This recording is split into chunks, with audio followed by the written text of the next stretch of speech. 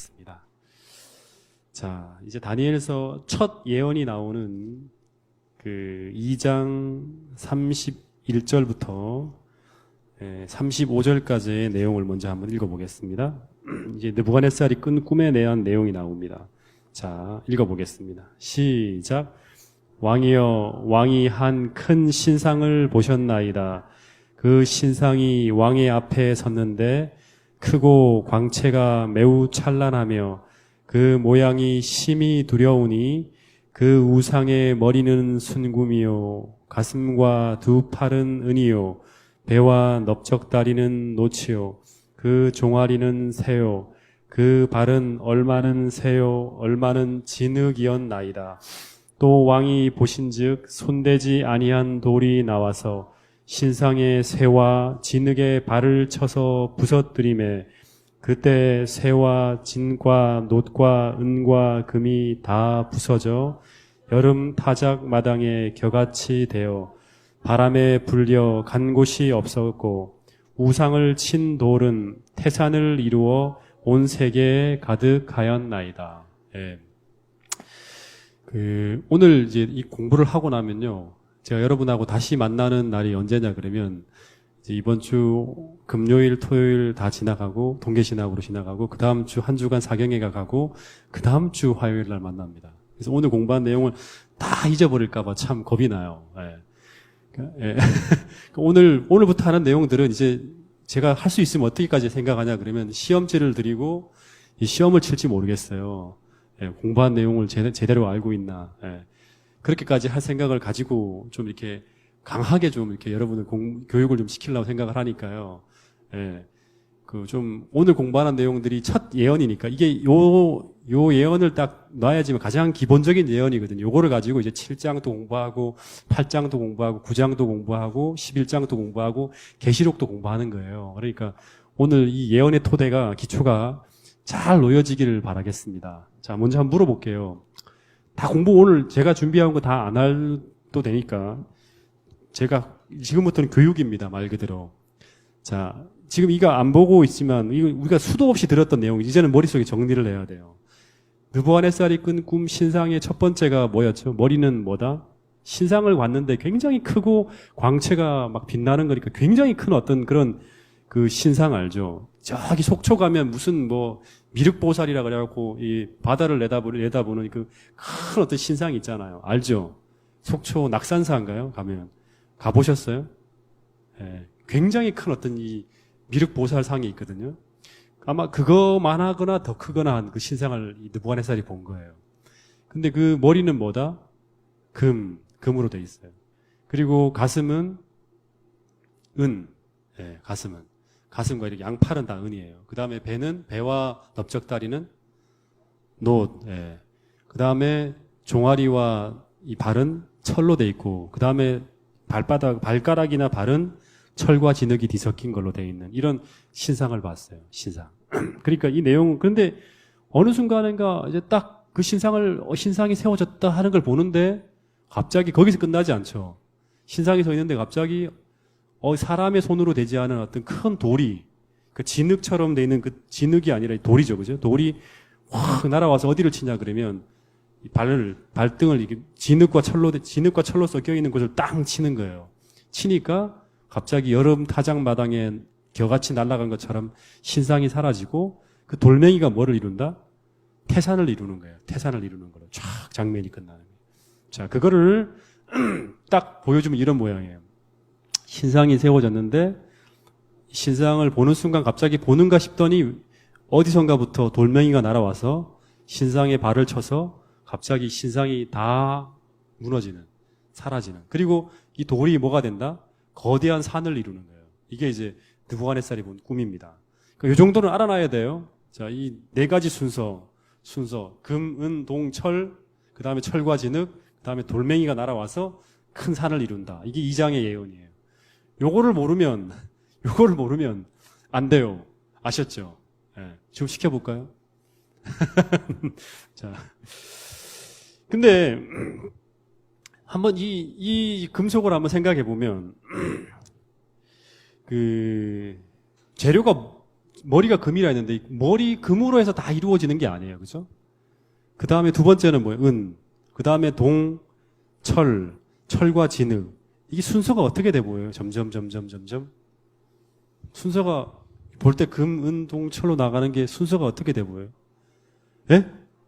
예. 점점 더 강해져요. 예. 집사님 말도 맞아요. 또 하나님이 뭔가 보여주려는 게 뭘까요? 처음에는 금인데 그 다음 은, 동, 그 다음에 철인데 또 철과 진흙으로 섞여 있어요. 예? 예? 예. 돈의 가치가 점점 떨어지죠. 그죠? 금, 은, 동, 철로 되는 게. 그리고 또 하나는 금은 굉장히 비중이 높아요. 근데 은으로 갈수록, 동으로 갈수록, 철로 갈수록 비중이 점점 떨어진다는 거예요. 그러니까 가치가 하락하고 무게가 점점 더 가벼워지는 거예요. 그러면 신상이 서 있는 게 어떨까요? 불안정하죠. 그죠? 언젠가 이대로 돌멩이가 안 치더라도 스스로 무너질 수밖에 없는 거예요. 이게 지금 2600년간의 세계 역사거든요. 그러니까 우리는 알아야 돼요. 기독교 역사는 우리에게 보여주는 하나의 어떤 이 종말까지 역사는 세상이 가면 갈수록 더 좋아지는 세상이 오는 게 아니에요. 그죠? 점점 더 가치나 문명이 저하되는 거예요. 사람이 살기에 상당히 불안정하고 더 가치 없는 어떤 그런 모습으로 계속 흘러가는 게 이게 세상의 역사라는 거예요. 그러니까 하나님이 이 세상을 재림을로 통해서 끝내지 않더라도 이 세상은 더 이상 살기 어려운 그런 세상으로 갈 수밖에 없는 것이 바로 이 다니엘서 2장을 통해서 우리에게 보여주는 하나님의 어떤 그런 역사, 우리의 세계관이에요. 성경관이에요. 무슨 말인지 알겠죠? 네. 자, 이 이야기를 이제 다니엘이 하는 거예요. 왕이여 한 큰 신상을 보셨나이다 하면서 그 신상이 어떻게 됐고 하면서 꿈 얘기를 쫙 했어요. 이 얘기를 탁 듣고 난 다음에 느부갓네살이 어땠을까? 예? 예? 예? 감탄해. 예. 감탄. 지은이는 느부갓네살이 이제 내가 이제 딱 다니엘이야. 느부갓네살 앞에 왕이여, 왕이 본 그 꿈은 이렇게 됐습니다. 라는 얘기를 했어요. 그렇게 알고 싶었던 꿈이었는데 그 이야기를 쫙 해주는 거예요. 어땠을까 반응이? 예? 예? 완전히 와, 어떻게 이걸 너가 다 할 수 있어? 완전히 얼어붙었을 거예요. 어떻게 내가 잊어버린 꿈을 정확하게 다 알고 있어, 다니엘이. 예. 진짜 이 사람이 조만한 20살밖에 안 된 이런 꼬맹이처럼 보이지 않았겠죠. 굉장히 막 두려울 만큼의 위대한 사람처럼 보였을 거예요. 그리고 난 다음에 아마 이제 이 꿈에 대한 이제 해석을 다니엘이 들려준다고 하기 시작했을 때 이 느부갓네살은 아마 이 꿈의 해석에 대해서 100% 신뢰했겠죠, 이제부터. 꿈에 대한 내용을 알고 있으니까. 만약에 해석만 해준다 그러면 그 해석이 맞나? 네 해석 말고 딴 사람도 맞을지 모르고 이렇게 나올 수 있었지만 꿈을 딱 다 얘기해 주니까 그 다음에 나오는 해석은 자연스럽게 100% 신뢰할 수밖에 없는 상황이 된 거예요. 예. 그래서 이제 하나님께서 꿈을 감춘 이유는 바로 이거예요. 그 해석이 100% 하나님으로부터 신으로부터 왔다는 것을 알게 하기 위해서 꿈을 감춘 거예요. 그런 다음에 이제 이 꿈 얘기를 해석을 해주는데 36절부터 이제 꿈에 대한 해석이 나옵니다. 36절. 자, 한번 읽어보겠습니다. 36절, 37절, 38절까지. 자, 시작. 그 꿈이 이러한즉 내가 이제 그 해석을 왕 앞에 아뢰리이다. 왕이여, 왕은 여러 왕들 중에 왕이시라. 하늘의 하나님이 나라와 권세와 능력과 영광을 왕에게 주셨고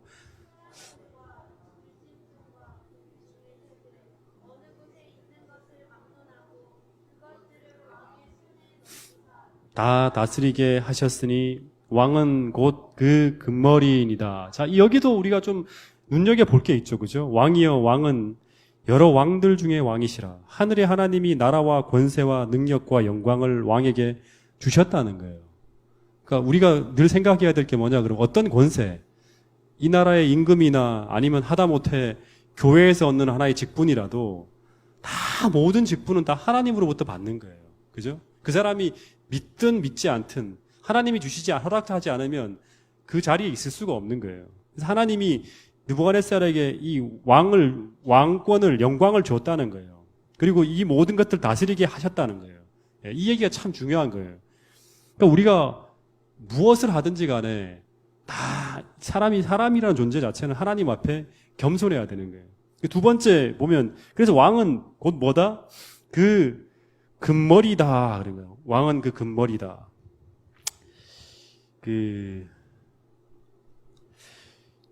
왜 그 나라가 금머리가 아니고 왕이 곧 그 금머리가 될까? 그 다음부터는 나라가 나와요. 근데 왜 왕이 그 다음부터, 처음에는 왕이 곧 그 금머리라 했을까요? 그 다음부터는 나라가 은이고 나라가 동이고 하는데 첫 번째는 이 왕이 곧 그 금머리라 그랬어요. 다니엘이. 왜 이런 말을 했을까? 그래서 예언 해석이 좀 빗나가는 다른 어떤 해석들도 있어요. 왕이 왜 곧 그 금머리일까요? 바벨론이 곧 금머리가 아니라. 생각해 보신 적이 없습니까?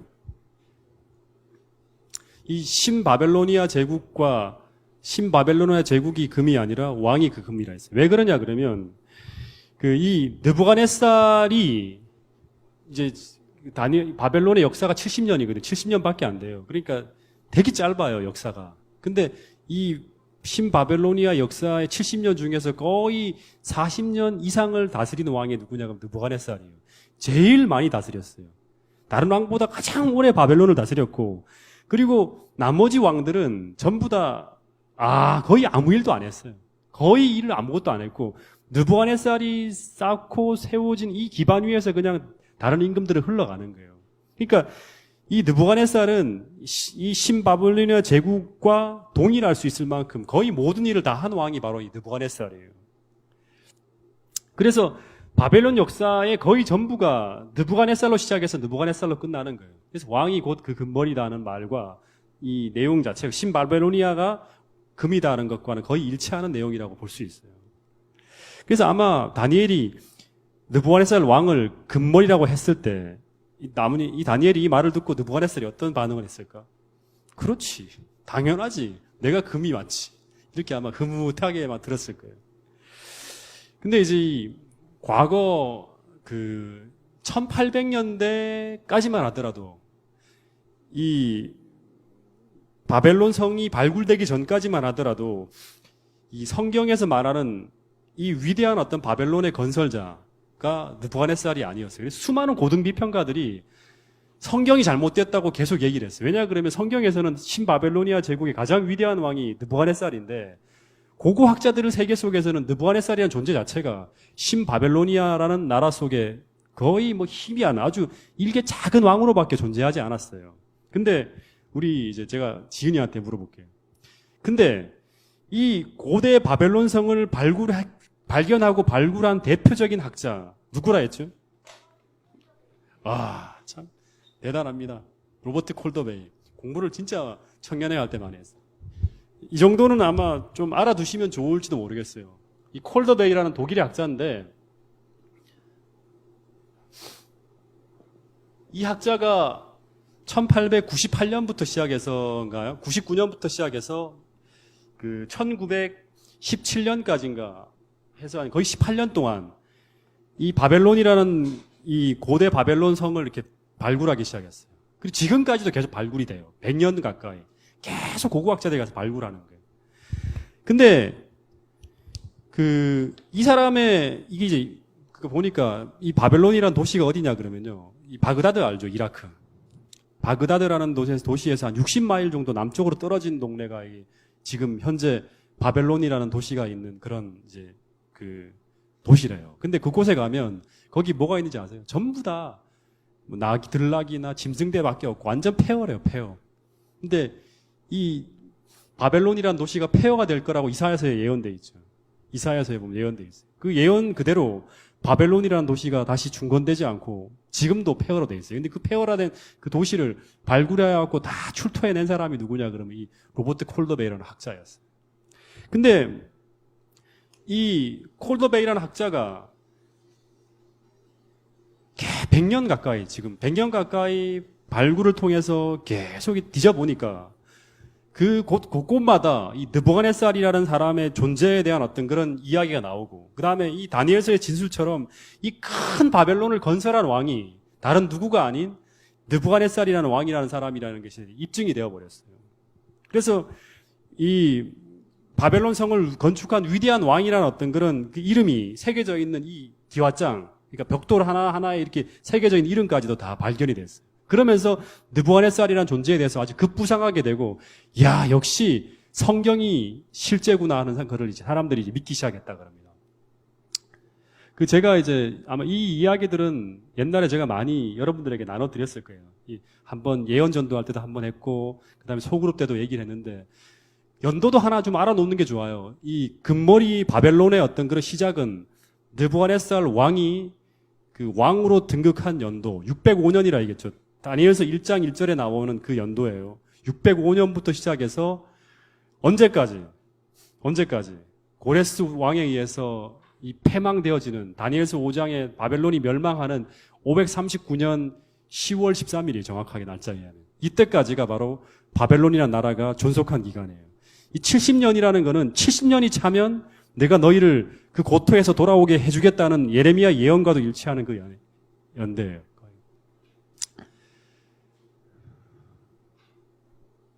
네. 근데 이 바벨론 머리가 금이잖아요. 그죠?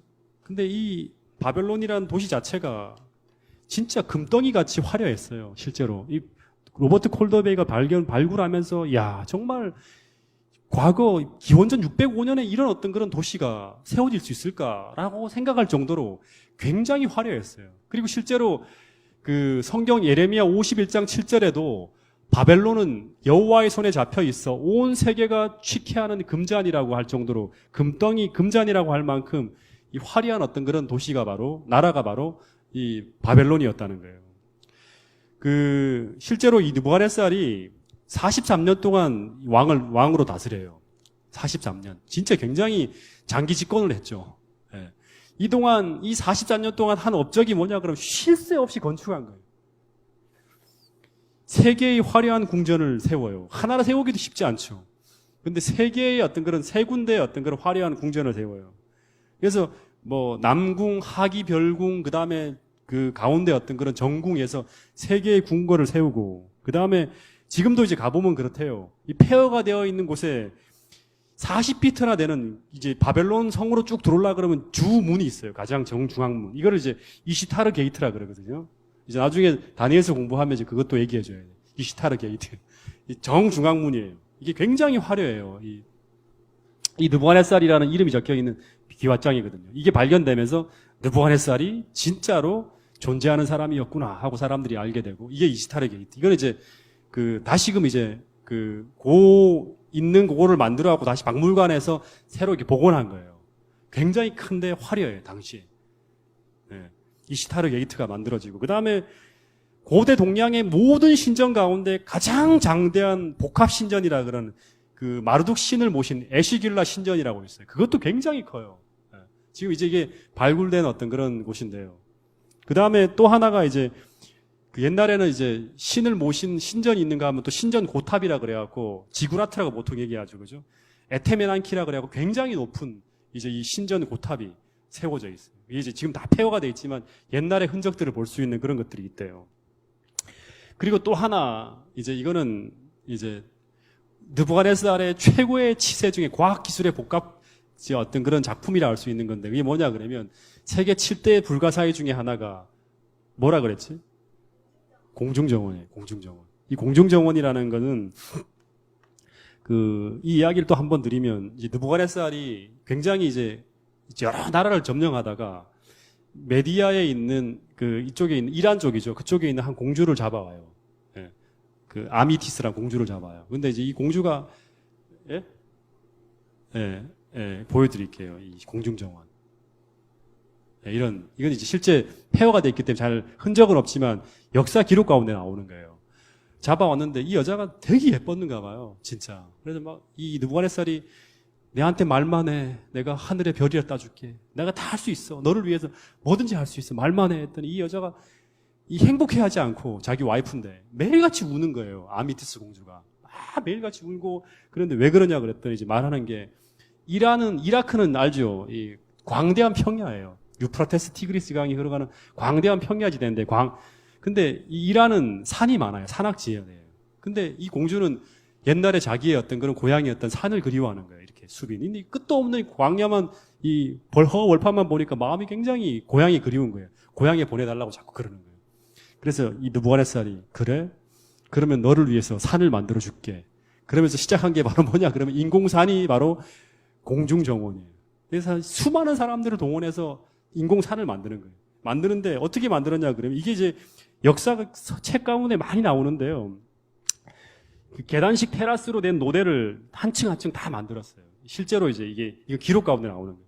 그리고 수천 톤의 기름진 흙을 다 인부를 동원해서 퍼나르는 거예요. 그리고 풀과 꽃을 다 심어요. 거기다 인공적으로 다 꽃을 심고. 그래서 멀리서 바라보면 이게 그냥 인공산이에요. 산처럼 숲이 우거진 산처럼 보이는 거예요. 예. 그리고 거의 비가 오지 않는 곳이잖아요. 이 이라크란 동네가. 근데 여기다가 이제 물을 대야 돼. 굉장히 큰 정원이잖아요. 산으로 된 큰 정원이라 갖고 여기다가 어떻게 하냐 그러면 굉장히 어려운 문제예요. 당시에는 무슨 전기로 돌리는 게 아니니까. 근데 유프라테스 강물을 펌프로 해서 길어 올리는 거예요. 꼭대기까지. 물을 쫙 해서 부어갖고 위에서부터 물이 쫙 흘러내려오는 거예요. 만든 거예요. 그래서 적당한 습기가 계속 조절되면서 이 나무와 풀과 꽃들이 시들지 않도록 만들었대요. 그래서 어떤 책에 보면 실제로 옛날에 이제 고대 책에 보면 이 인공정원을 이제 보고 온 어떤 그런 사람들이 적어놓은 글에 보면 정원 아랫부분에는 항상 서른함을 유지하는 방들이 굉장히 많이 있는가 봐요. 시원하게 방 하나하나 들어가면 시원하대요, 그렇게. 또 그곳에서 이렇게 창 넘어서 바라보는 어떤 그런 꽃과 나무의 모습은 이루 형언할 수 없을 만큼 아름다웠다고 고대 그리스 서적들에 보면 적혀 있어요. 인공정원이. 느부갓네살 왕이 아미티스 공주를 위해서 만들어 놓은 인공정원이. 근데 여러분 이게 몇 년 전 건물이라고요? 몇 년 전에 건축물이라고요? 기원전 605년 가까이. 그러니까 지금으로 말하면 고조선 시대예요. 지난 변화는 많은 우리나라의 그 부적국가 시대보다 훨씬 더 되는 기원전 2500년 이상 된 2600년 가까이 된 시절에 지어놓은 그런 어떤 이 건축물이라는 마을 솔직히 완전히 오늘날로 말하면 최첨단 과학이 총동원되어진 어떤 그런 이 건축물이 바로 인공정원이라는 거예요. 그래서 역사가들은 이런 바벨론의 화려함을 보고 그 능력과 영광을 비길 데가 없는 화려한 도시라고 했어요. 이런 도시는 더 이상 없을 것이다. 정말 너무너무 화려하다. 완전히 성경에서도 이 바벨론은 금덩이 금잔이라고 하고 당시 사람들도 완전 다 이 금잔이라는 거예요. 정말 화려하다는 그 그림이나 예술이나 모든 것들이다. 그래서 이 느부갓네살 왕이 이 바벨론이 그렇게 세워지고 그리고 이렇게 강대한 나라가 된 걸 보면서 이 나라가 역사를 보니까 다른 나라들도 다 오래 못 가고 망하는 거예요. 바로 전에 아수르, 그죠? 예, 망하는 거예요. 이걸 보면서 야, 이 나라도 이 바벨론이 영원해야 될 텐데 내 이름이 새겨진 이 바벨론이 영원해야 될 텐데 무너지지 않아야 되는데 하면 생각하면서 생각한 게 뭐냐 그러면 이 나라가 어떤 적의 공격으로부터 막아내기 위해서 이제 도시를 성으로 이렇게 두루 방어 시설을 만드는 거예요. 그 방어 시설이 어떻게 되냐 그러면 내성도 이중벽이에요. 이중벽. 실제로 발굴해 보면 뭐 12피트, 뭐 26피트에서 이렇게 굉장히 높은 성벽을 다 쌓아요. 그리고 그 가운데는 전차가 다닐 수 있도록 만들고, 그리고 외성도 이중 성벽으로 만들어요. 그리고 이것도 모자라갖고 어떻게 하냐 그러면 유프라테스 강물을 이렇게 끌어갖고 바깥에는 해자로 둘러버려요. 해자가 뭔지 알죠? 물을 이렇게 쭉 물길을 만드는 거예요. 성 바깥으로. 그래서 사람이 그냥 못 걸어 들어오는 거예요. 물길을 배를 타고 들어와야 돼. 그렇게 이제 물길을 둘러버리는 거예요. 그러니까 물길을 넘어서 이렇게 들어온다 하더라도 싸우기 쉽지 않죠. 그죠? 거기다가 또 성벽을 넘기 위해서 사다리를 설치해야 되고, 넘어와서 막 싸우면 치열하게 성에서 넘어온다. 넘어오더라도 그 다음에 또 성이 또 있어요. 그 사이에. 그러니까 그 사이에 고립될 수밖에 없는 거예요. 그러니까 이중 성벽에 해자까지 둘러갖고 절대 삼중 방어벽으로 이 성은, 이 나라는 절대 무너지지 않도록 만든 거예요. 더군다나 한 달에 20년 가까이를 이렇게 식량을 비축할 수 있는 식량 비축 시설도 만드는 거예요. 옥새를 하더라도 20년 가까이는 버틸 수 있는 그런 어떤 이제 성을 만든 거예요. 그러면서 이 느부갓네살이 벽돌 하나하나마다 이 나라가 영원하길 바라는 마음으로 이런 문구를 적어 놓았다 그래요. 이 실제로 이제 고고학자들이 보면 에시길라와 에지다가 보존하는 바벨론 왕 느부갓네살. 신들이 한 신이 아니에요. 에시길라와 에지다가 보존하는 바벨론 왕 느부갓네살. 이 신들이 보존해주고 그 다음에 이 시설들이 보존해줘서 이 나라가 절대 망하지 않기를 바란다는 거예요. 이게 이제 신정고탑, 에테메난키 이런 거예요. 예. 모형으로 그리는 거예요. 영원할지어다. 이 나라가 영원할지어다. 그러는 거예요. 근데 영원했나요? 영원했습니까? 이 정도면 진짜 영원할 만큼의 자기가 할 수 있는 최선을 다했잖아요. 그죠? 영원했나요? 이 바벨론이? 몇 년 갑니까? 다른 나라도 메데 페르시아도 200년을 가고, 그 다음에 헬라도 이제 더 가고, 로마도 더 가고, 600년 가까이 가고 했잖아요. 1000년 가까이 가고, 그죠? 근데 고작 몇 년 갑니까? 70년.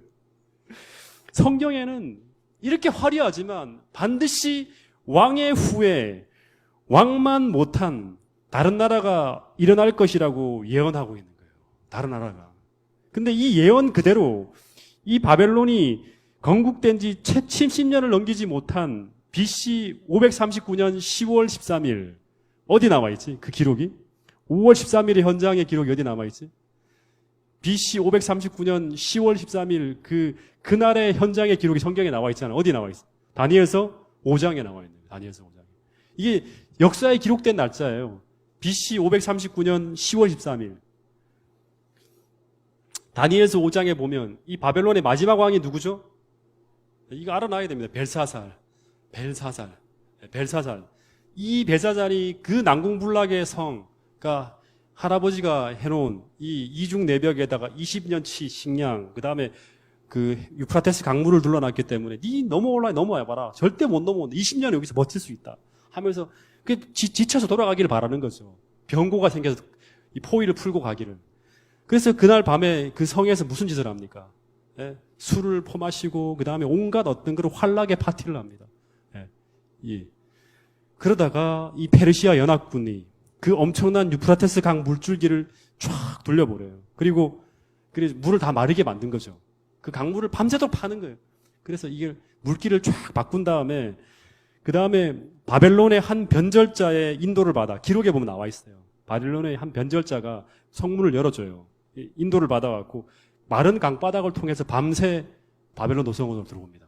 그래서 이 벨사살을 죽여버리고 그 다음에 그 무혈 입성으로 딱 성을 정복하는 이야기가 539년 10월 13일 날 있었던 현장의 기록이라고 증언합니다. 그래서 539년부터 시작해서 언제까지 331년 이 사건이 벌어진 게 언제냐 그러면 그 알렉산더 대왕이 아벨라 전투에서 다리우스, 페르시아의 마지막 왕 다리우스 3세를 아벨라 전투에서 딱 격파시킨 연도예요. 331년.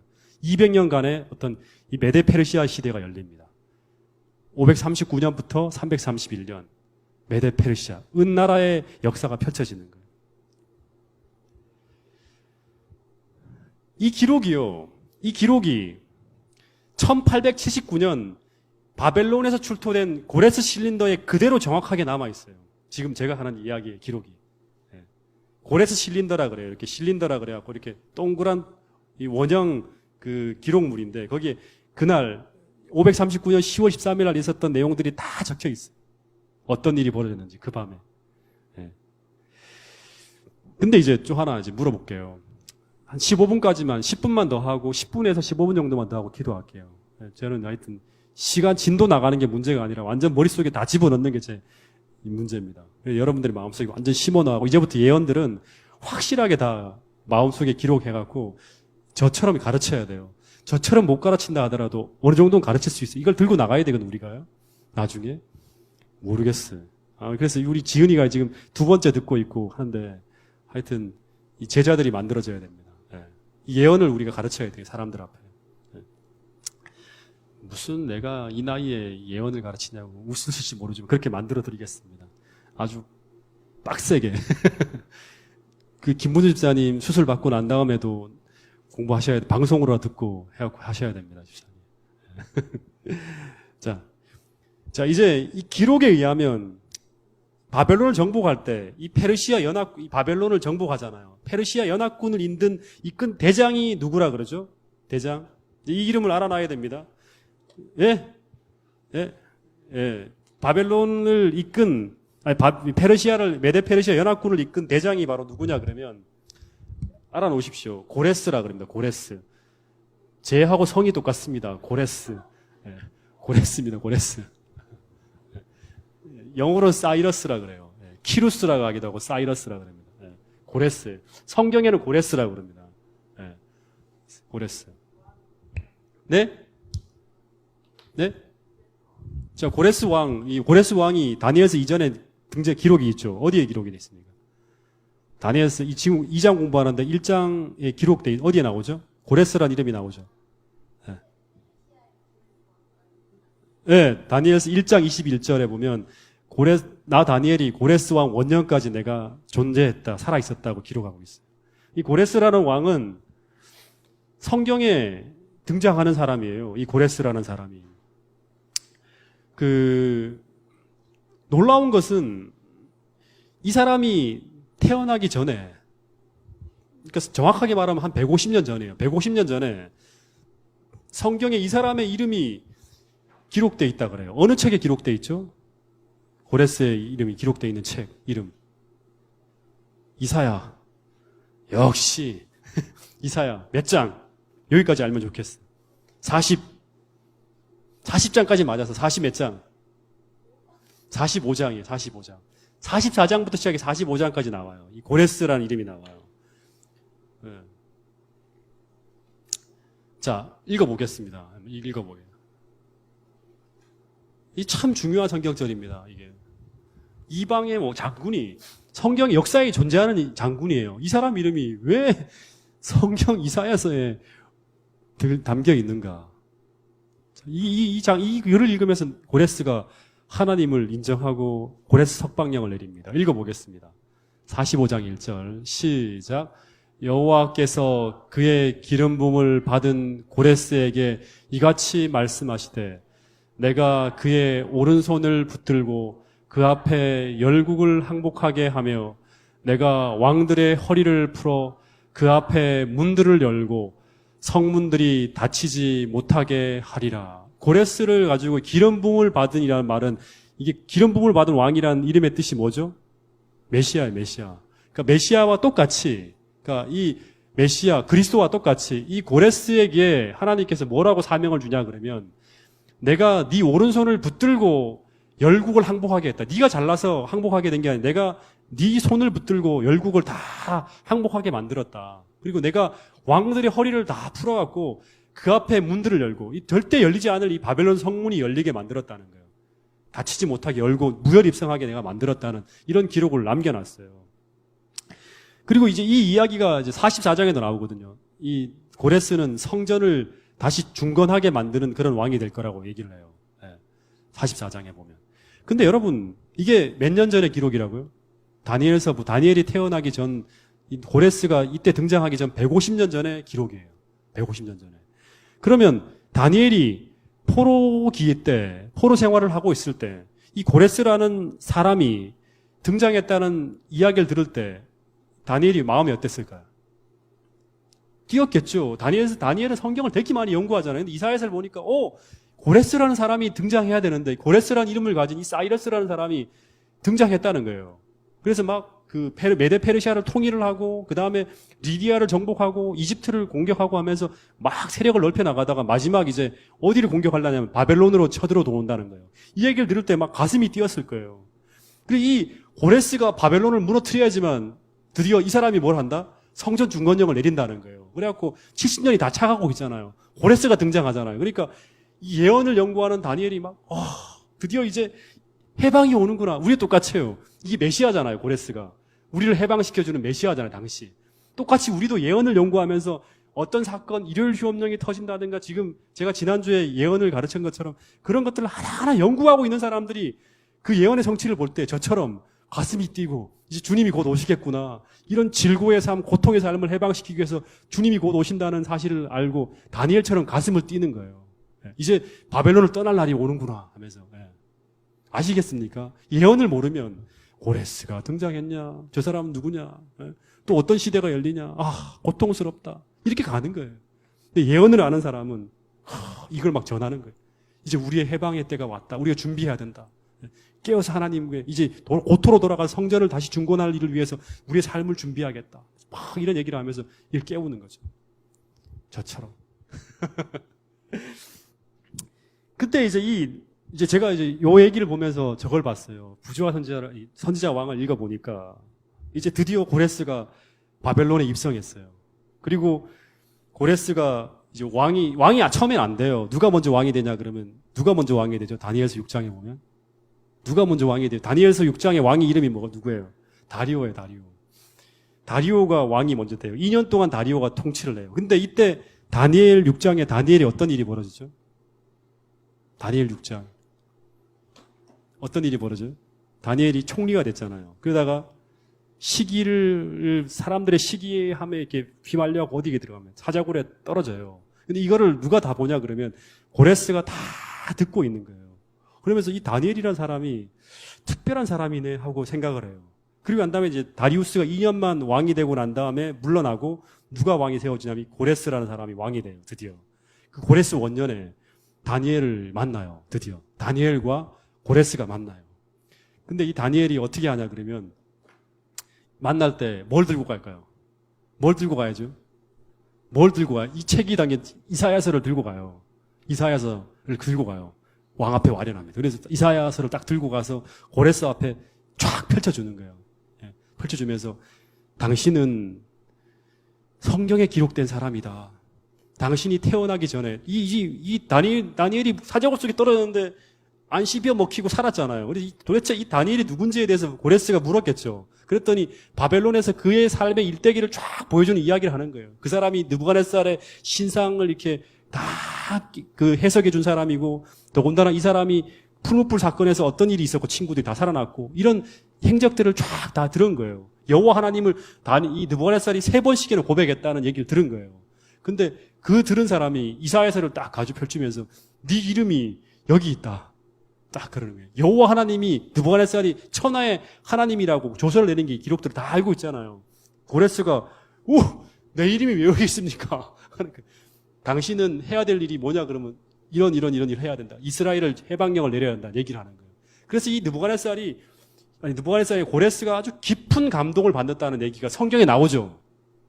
깊은 감동을 받았다고 예언의 신의 선지자 왕에 기록되어 있어요. 그리고 굉장한 감동 속에서 그가 발표한 조서의 내용이 실려있는 내용이 어디에 기록되어 있습니까? 감동을 받아서 드디어 고레스 1차 석방령이 내려집니다. 그게 어디 기록되어 있어요? 설교를 여러 번 했는데 도통 모르시네요. 어디 기록되어 있어요? 에스라서 1장 1절부터 3절에 나오잖아요.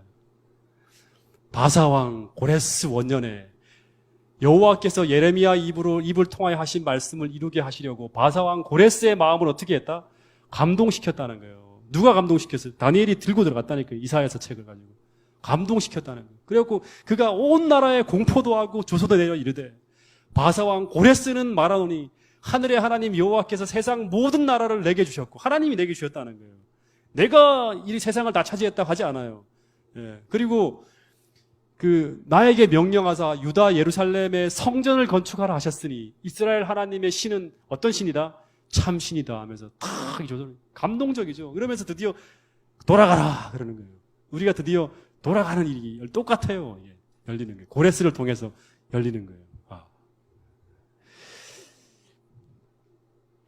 근데 이 똑같은 내용이 1879년 바벨론 이제 이 발굴 당시 로버트 콜더베이가 바벨론을 발굴하잖아요. 이때 출토된 이 고레스 실린더에 그대로 실려 있어요. 이 실린더의 기록을 내용을 보면 기록 그대로를 옮기면 요건 이제 성경에 나온 기록이 아니에요. 그 역사에 출토된 출토된 고레스 실린더에 기록한 내용을 보면 이런 얘기가 있어요.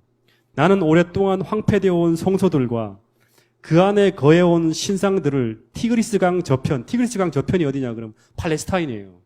저편 신성한 도성들로 기환시켰으며 성소들과 그 안에 있는 모든 신상들은 다 뭐예요? 기명들이 끌려왔잖아요. 이렇게 다니엘서 1장 1절에 보면 그 성소가 회파되어지면서 기명들을 다 이 신할 땅에 있는 바벨론 신전에로 옮겼잖아요. 이 옮긴 걸 다시 다 보냈다는 거예요. 그들을 위하여 영구적인 성소를 지어주었다. 이게 바로 고레스 1차 포로 석방령 기록 내용이에요. 나는 또한 그것들의 주민들을 모아서 저들의 거주지로 기환시켰다. 주민들도 보냈다는 거예요. 이 기록이 고레스 실린더에 실려 있다니까요. 이 성경 기록과 그 다음에 역사 기록이 딱 일치하는 거예요. 예. 그러니까 제가 안 믿을 수 있겠습니까? 예? 안 믿을 수 있겠어요? 예. 정말 놀라워요. 저처럼 느끼십니까? 저처럼 느끼세요? 아, 이 공기를 자꾸 빨아들이니까 좀 졸리시죠? 여러분, 그러니까 1차 성전 중건령과 포로 귀환령을 내린 인물로 기록되어 있는 이 고레스가 성경 역사와 딱 일치해요. 예. 그러니까 우리가 보고 있는 이 예언과 성경 기록이 너무너무 정확한 거예요. 이거를 해석해내는 교회가 재림교회밖에 없어요. 이제 7장, 8장 이렇게 이어지는 어떤 역사주의적으로 해석하는 교회가 거의 없기 때문에 그렇습니다. 그러니까 하나님이 이 교회에 희망이 있는 거예요. 그러니까 우리가 알아야 돼요. 이제 역사가 이 기초를 통해서 세계 역사가 어떻게 예언되어질지를 너무나 정확하게 하나님이 절대 의심할 수 없을 만큼 만들어주고 있다니까요. 네. 이제 시간 다 됐네요. 기도해야 될 시간이.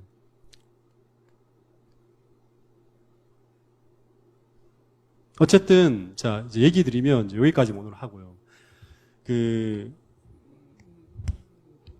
금, 은, 동, 철로 이어지는 역사가, 세계 역사가 어떻게 됩니까? 자, 이거 다시 한번 물어볼게요.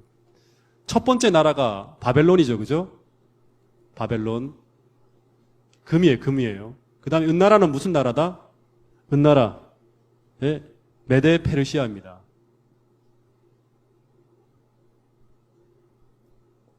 그러니까 메디아와 페르시아가 연합국에 이렇게 팔로 끼어 있는 거 이렇게 두 팔짱을 끼고 있는 것처럼 연합되어 있는 거. 메디아와 페르시아가 연합되어 있는데 이 페르시아라고 그냥 애워놔도 됩니다. 그다음 세 번째 나라가 무슨 나라죠? 이제 이 메데 페르시아 다음에 하나님은 또 다른 동과 같은 나라가 세상을 다스려야 돼요. 그러니까 세상을 다스린다는 말이 꼭 나와요. 그러니까 그냥 주변에 조그마한 나라가 아니에요. 팔레스타인의 한두 나라가 아니라 세상 전체를 바벨론처럼 다스리는 그 나라가 등장할 건데 그 나라는 바로 무슨 나라냐면 그리스라 그럽니다. 예. 이거를 이제 헬라라고도 합니다. 헬라.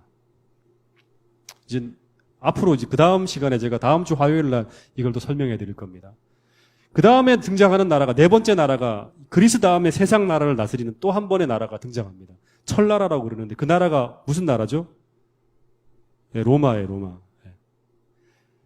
근데 요 바벨론, 메데페르시아, 그리스, 로마 이 순서는요 대부분 세계 역사 속에서 거의 일치해요. 이게 다르게 나갈 수가 없어요. 고대 근동 그 다음에 이제 점점점 이 유럽 전체로 확대되어지는 이 나라들 제국들은 바벨론 제국, 메데페르시아 제국, 그리스 제국, 로마 제국으로 이어져요. 그리고 성경에 나와 있는 금, 은, 동, 철로 똑같이 이어집니다. 이게 거의 일치하는 거예요.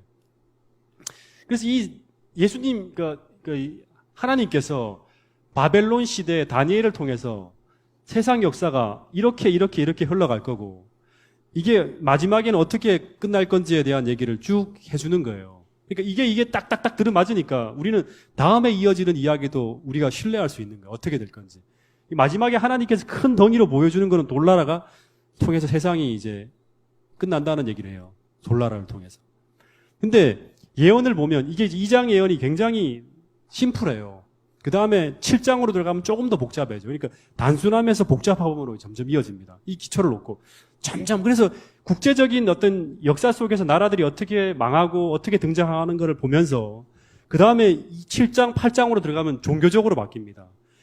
기독교의 역사가, 종교의 역사가 어떻게 또 흘러갈 건지 구속사적인 관점에서 어떻게 문제가 될 건지를 우리로 보게 만드는 거예요. 이거를 믿어야지만 그 다음에 그것도 믿을 수 있는 거예요. 그래서 이게 계시로 들어가면 점점 더 복잡해지고 더 디테일해집니다. 그래서 일반적인 것에서 시작해서 또 하나는 자꾸 개인적인 어떤 그런 상황으로까지 계속 예언이 이렇게 이어져 가는 걸 볼 수 있습니다. 그래서 여러분, 내가 이 나이에 그걸 알아서 이렇게 생각하면 절대 안 됩니다. 왜냐, 그럼 오늘부터 가르치는 이 예언 역사들은요, 종말을 살아가는 우리들에게 굉장히 필요한 중요한 거예요. 그래서 엘렌 화이트는 말하기를 하나님 말씀으로 견고하게 자기를 방어한 자들 외에는 아무도 최후의 대쟁투를 견디지 못할 것이라고 하고 있어요. 오늘 그 일을 위해서 제가 여러분들을 제가 먼저 조금 공부했기 때문에 여러분들이 가르쳐 드리려고 하는 거예요. 그러니까 이런 결심을 가지고 뭔가 어떤 신념을 가지고 반드시 공부해야겠다 결심을 가지고 여러분들이 이 시간들을 임해 주신다 그러면 그날에 그 목사가 했던 그 이야기들, 우리가 배웠던 그것이 이게 여러분들에게 다시 되어서 흔들리지 않고 마지막까지 이 대열을 이탈하지 않는 그런 길을 갈 수 있도록 하나님께서 그 작업을 위해서 지금 우리를 준비시킨다는 어떤 생각을 가지고 공부를 하신다 그러면 더 유익한 시간이 될 거란 생각이 듭니다. 아무리 적은 사람들이 온다 하더라도 저는 끝까지 이걸 가르칠 거예요.